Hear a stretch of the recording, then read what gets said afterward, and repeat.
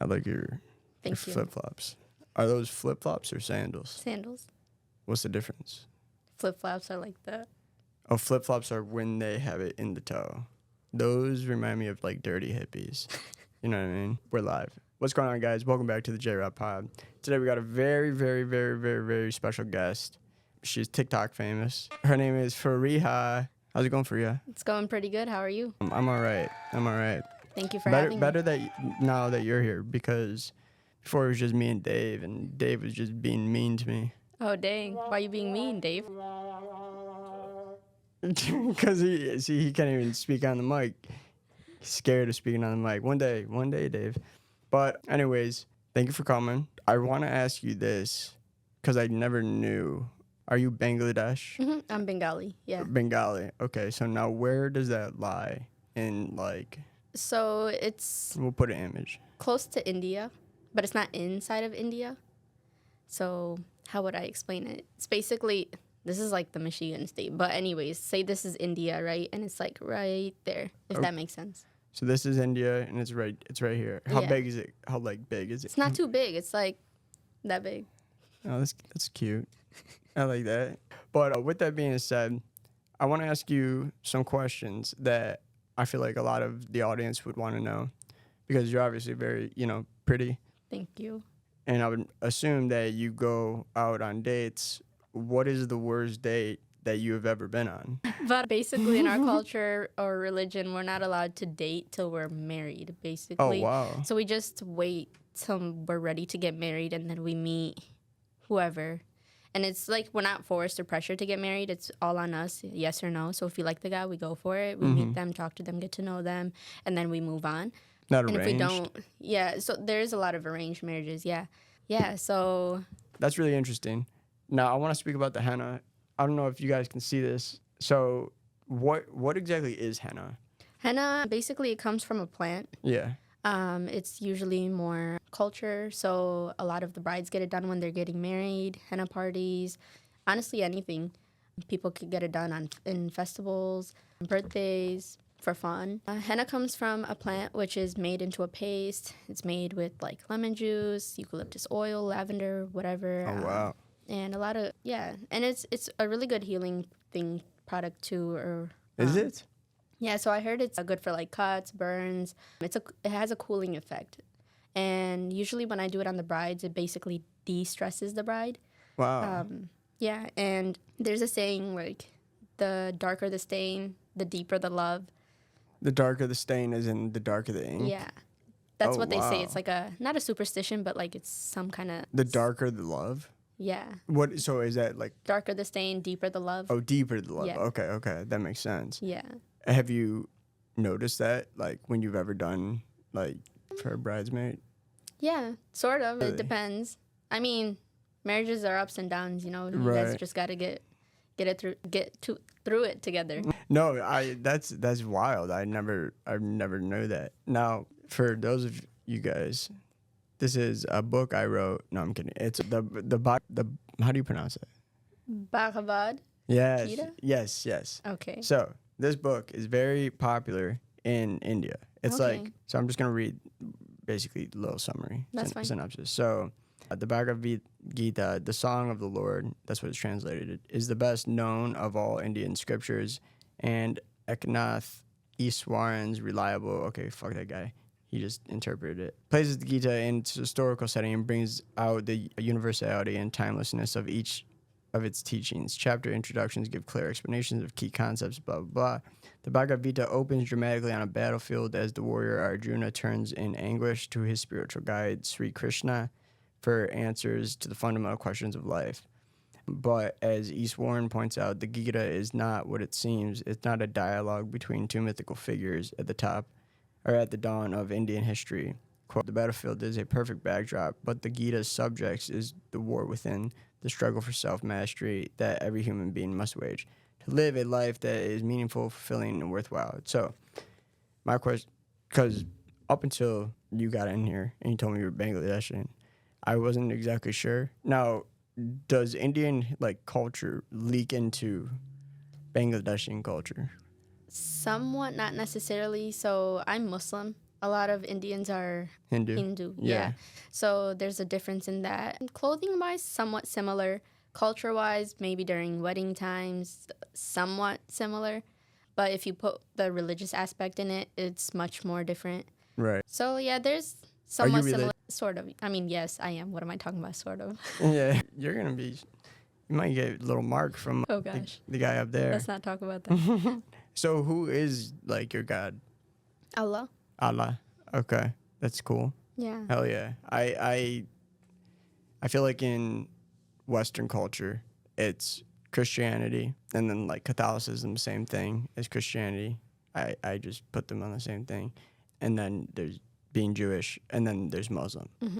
And in Michigan, like in Detroit, there's Dearborn. Right. And that is, I believe, the second most populated like Muslim Arab community. in the Yeah. world. Yeah. Which is wild. That is. That's like right there. Yeah. And I'm not gonna ask where you live, but like, I noticed I feel like Arabs have like they have a community. You know what I mean? Mm-hmm. And that's something that is lacking, like in a lot of like different cultures outside of Dearborn. Would you say that you find yourself kind of like in a community of people that are related to you, or are they like just friends? I do have a lot of Arab friends. A lot of, the Bengali community. It's more in Detroit, Hamtramck area, Warren.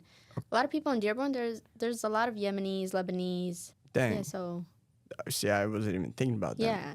There's a lot of different sectors. Yeah. So I was born in Hamtramck, Michigan. Okay. And then when I was 5, I moved. Don't ever fucking do that again. Or rewind Let's do this that again. right now. Go ahead. But yeah, I was born in Michigan, and then I moved to Madison Heights Yeah. when I was 5. So I lived there my whole life. Okay, cool. And now, do you think that Hamtramck versus, like, would you have rather grown up in Bangladesh or Hamtramck? I mean, that would be totally different because I went to Bangladesh like 5 times, and obviously when I was younger. And then 2022 I went, and that was like 15 years later. And then I went again 2023. So going there, I would definitely go there for vacation, but I don't think I would be able to live there, only because I got too comfortable living here. And there's like Got you. a lot of different things that we're comfortable with and we're uncomfortable with. Right. If that makes sense. So I don't know. I just can't.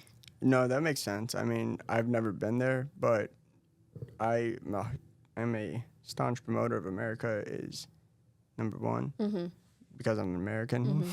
But yeah, I mean, that's cool though that you can go back to a place where, like you have family, Right. And whatnot. Like Right. I'm Mexican, but the closest thing I have to like family that lives that lives near Mexico is in like southern Texas. Okay. And like we're kind of like the white trash of Mexicans, if that makes sense. It does. Yeah. Oh, it does, huh? No, but I'm just joking. But we are the white trash of Mexicans. But with that being said, you travel a lot on your TikTok. What is your TikTok?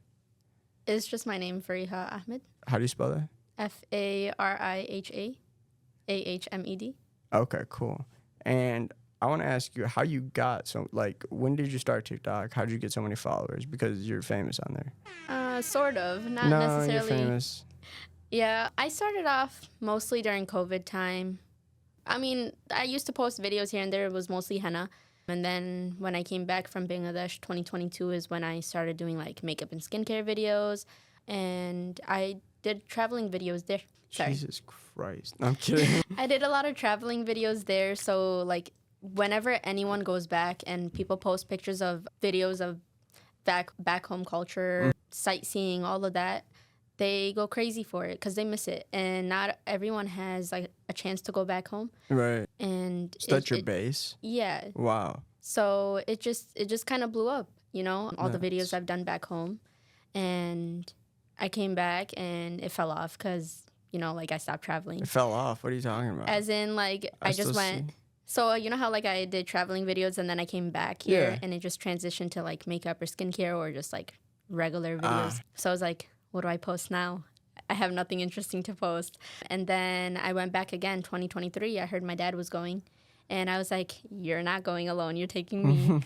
And I wasn't doing anything at that time. I think when we worked together and then I quit. Oh, yeah. And then I had that you open. were part of the cult, yes. Yeah. I had that open because I wasn't really doing anything. I just had a hobby, a side job, which I do henna. And I was like, you know what? I don't get this chance often, so let me just go back with him. And he said 3 months, and I was like, okay. It's a long Let's time. just go. Yeah, let's just go. But in my head, I was like, what if I miss out on stuff? It's too long. Will I be able to do it? But I was like, you know what? Let me just go. It'll be like a father-daughter bonding time too. So it was honestly really nice. I enjoyed it. We went during the colder season. So like during like our hot season is like 10 times hotter over there. But like over here during like the November to December, February time, I guess, it's like a spring, fall over there. Oh, wow. Yeah. So it was beautiful. Yeah, it's better weather over there. So is it like, humid? Yeah, during the days it would be like 70s, 80s. At nighttime it would drop to like 60s, 50s. Okay. Maybe 40s sometimes, but not necessarily that. That's great though. Yeah. But it was really nice. Yeah. I enjoyed my time there. Then I came back and then I went to New York for my cousin's wedding and you were filming. You were doing TikToks throughout this entire process. Okay. Yeah. So it was really fun. Like I loved it so much. Do you think that the traveling helped you like get more like people liked seeing those travel videos more? Oh yes. Okay, cool. Yeah. A lot of people in Bangladesh actually like there's a lot of family that I met that I never met before. They also traveled from London. And these are people I've never seen before, but apparently like they're my cousins or my uncles. Oh, wow. Yeah, so I met them there for the first time and they're like, oh my gosh, you're that girl from TikTok. I always watch your videos. Like I watched the video that blew up in Bangladesh. The famous, and I was like, the famous girl. That's crazy. Because you're famous on TikTok. It's nuts. And that's so cool. That's so cool. And it's pretty crazy that you're able to like, it's weird TikTok. What I noticed, like at least in terms of like creating people that are famous, like they're so good at having the algorithm set you like to the people that you know would most likely like your videos and see it. Yeah, and it's like you're creating that's the best place to create like an audience. It which reaches. is nuts. I feel like more than Instagram because you're like on Instagram you're like going and following people. Yeah. And trying to get your business or whatever out there. Right. But on TikTok, even if you're not following those people, like they still see it if it's like related to what they're watching. So it's a really nice thing. Even like promoting products, anything there, it's a great way to promote your business on there. And you promote your like henna business, right? Yeah. Okay. And like, would you say you've been seeing profitable returns? Honestly, yeah. During wedding season, it's mostly during like the spring, summertime. Wedding season gets crazy. So it's been pretty good. That's awesome. Yeah. Dang. Okay, I'm gonna design a shirt. Just toss Do it. it. See if someone buys it. What should I put on it? Just a hijab. You could. I should sell hijabs, or is that like? I mean, is that thought of it? Honestly, you can get from anywhere.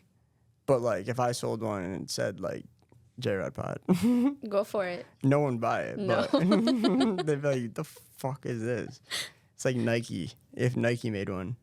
I low-key do want some merchandise for myself. You should customize hijabs and then sell them. That like henna or dude, Mandela. That would be sick. Because no one, like, so something that I did was I had a thing called Blue Yeti Gang. I still have it. It's like NFT shit.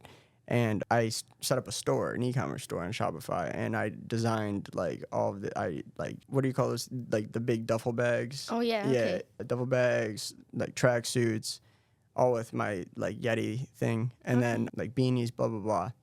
And then I made a ski mask, and people liked the ski mask the most, even though like they're not like who's gonna wear. I guess it's different. Like people just wanna get it. And it's like cool. It's like cool, you know. And even though they're not, I mean, unless they're robbers, you know. I mean, even that. Who's wearing a ski mask to rob anymore? You know what I mean? Like that is true. That's 1950 shit. But then again, with technology, do you think like if someone had a ski mask on and sunglasses, they'd be able to see who that person is? No. right? I feel like that's smart for anyone. Yeah, if that, you don't want to be looked at. yeah, for anyone out there that wants to rob someone or rob a bank or anything, get a ski mask and sunglasses, and that's probably like your best. I would say all black too, because you don't want to be seen. Who are you advising? Oh no, just anyone out there that's just listening that has aspirations Giving of being tips? Yeah, giving tips. That's what we do here. We give tips and we live life for you. For sure. Now, I want to talk to you about a little sensitive topic, and this is Jared Potter's humor. But I feel like this is such a big thing right now that we have to cover it. So, being from Bangladesh, what is your take on, I guess, the Israel and Gaza and Bangladesh's role in that? Honestly, so whatever's happening in Gaza is very heartbreaking. Yeah. Like the videos that pop up on my feed, just hearing the stories, knowing Palestinian women, children, men, and hearing what they're going through. Some people have family back home. Like, it's honestly really sad. Like, I can't imagine. Like, I'm just like, if I put myself into their shoes, I don't know how I'd survive, honestly. Right.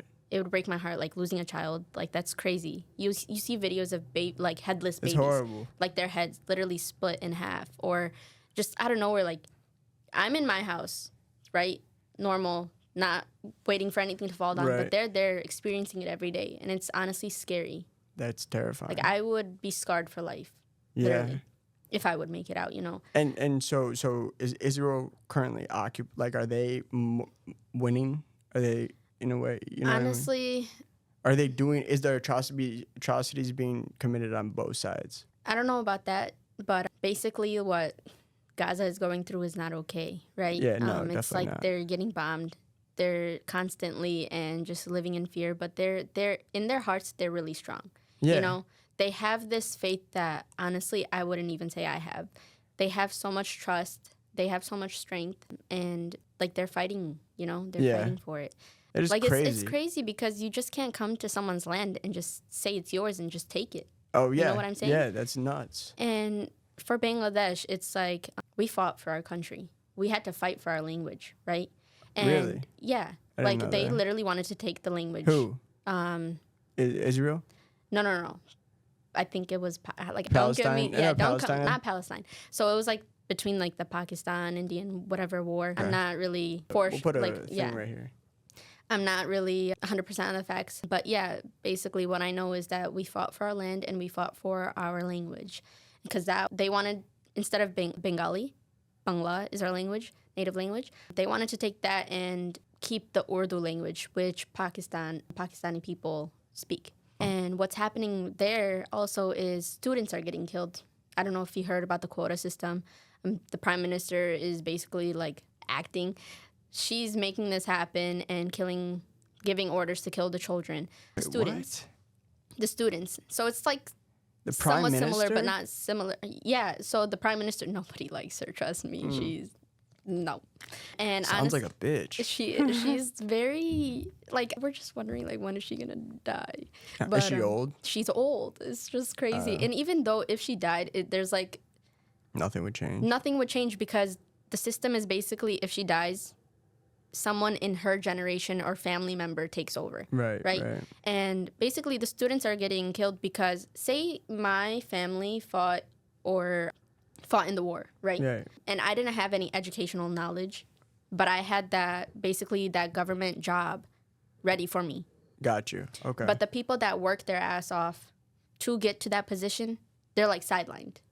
And basically the protest that's happening there is to end that, right? Like have their way. Right. Why are you letting uneducated people go first, but not us, when we're educated and we worked our butt off? What right? is the reason? I have no idea. I really don't know. Like it's crazy. Can we look that up, Dave, real quick? Gosh damn, Dave's over here fucking. I wish I came prepared about taking a that. snooze. No. It's all good. But yeah, it's honestly sad because these students are dying, and it's like right now it's happening mainly in Dhaka, Bangladesh, and that's like the main city district in Bangladesh, I guess you can say. And then where I live is Sylhet, so that's like 6 to 8 hours away from where it is. But I feel like slowly it's gonna transition it's gonna like move towards it. Yeah. And it's scary because we have family there. I have my mom's side there. I have friends there. A lot of people I met, you know, and it's crazy. She actually cut off the internet. She cut off the internet. So basically, you couldn't. Who? The prime minister. You want Just to cut know it her off name? Hasina. for Bangladesh. Yeah, just cut off the internet for a couple of days. And then, Couple days? Yeah, and it came on. So basically, what we use is WhatsApp to contact our family or whatever, right? But that wasn't working for a couple of days. And it was crazy because we wanted to know if everyone was okay, and thank God everyone is okay, right? But it's still happening, and we just don't know when it's going to happen. Bangladeshi youth are at the forefront of a movement they say aims to restore trust and hope in the country's future. Protests that started because of government job quotas have now morphed into a nationwide uprising against the ruling class in place there for the past 15 years. I'm Annalise Borges, and on today's episode of The Stream, we look into the crisis that engulfed the nation of 170 million and what is next for Bangladesh. Dang. Yeah. First of all, that was perfect. That was perfect, Dave. Tip your studio owner. That was perfect. I'm already paying you out. I'm already, just shut the fuck up. No, but that was a great little snippet right there. So, what are your thoughts on what you just heard? It's sad. I just want to know when it's going to end because it's not fair. Is it gonna? I hope so. Hopefully soon, you know, but it's just not fair. And why are you killing students and protesting? Yeah. It's not wrong. No. You have your own right to speak up. Do they in that culture? Nah, nobody cares. Honestly, it's no actually in the culture. Like you can speak up, but it's also like. Is it democratic? Like no, it's not. I really. They say it's democratic, but it's not. Yeah. But it's not fair. That's all I have to say, and I just hope it ends because you're killing students for what, you know? Yeah. They have the right to speak up. I just hope it ends soon. Yeah. I mean, geez. That's sad. I hope it ends too as well. The country went through enough, honestly. And it's not just Bangladesh. Gaza. Yeah, Gaza's going through so much. And that's 10 times worse. Oh, yeah. But I mean, it's crazy. And this is the last thing I'll say about this. So, Jeffrey Epstein, we're going into vibing. We're vibing right now. So, Jeffrey Epstein, you know, he was a part of the Mossad. And the Mossad is a intelligence group based out of Israel. Now, the question is, why is the United States so, like, we got to help Israel? You know, like, why them? Why them? But they have this intelligence agency that has so much dirt, and this is my theory, that has so much dirt on the United States and everything that I think that, like, that's why we're, you know, helping Israel so much. Because they're at this point, it's just kind of, you know, a genocide. It is a genocide. Yeah. It is a genocide. It's crazy. I don't know, like, the people that run, I mean, the guy who was running stepped down. What's his name? Biden. Oh, you're talking about United States. Yeah. Right. Like, why? Well, he's still the president, but... Yeah, and now it's just like... No, they just prop up Kalama. Yeah. Kamala.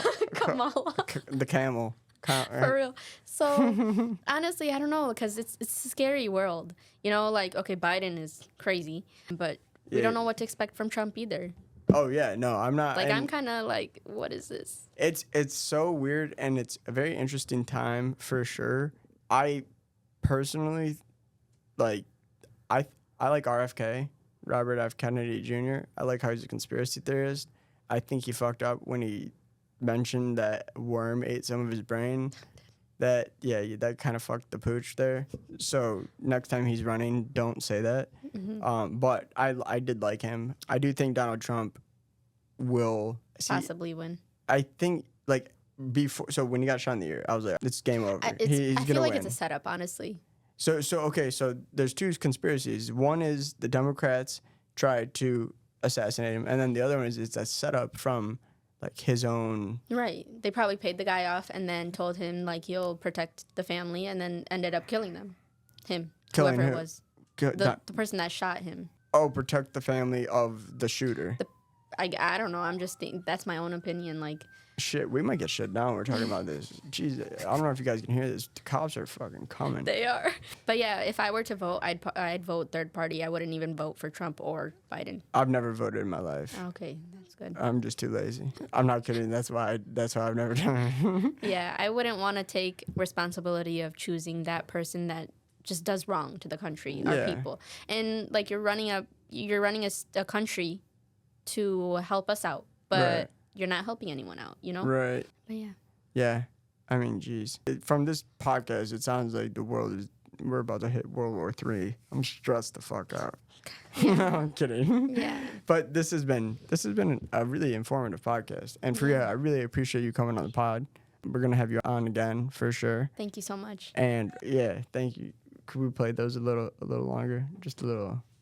Yeah. Woo. Thank you, everyone. But yeah, we'll have you on a little bit longer. I feel like this was a very, we hit the hard-hitting facts here. Yeah, and I really enjoyed it, and I'm happy that you covered the fact of Gaza and Bangladesh, because not a lot of people like talking about that. So I really appreciate that. Of course, and I mean, isn't it weird? It's ostracizing, to not be pro-Israel. Right, a lot which of is people. Strange.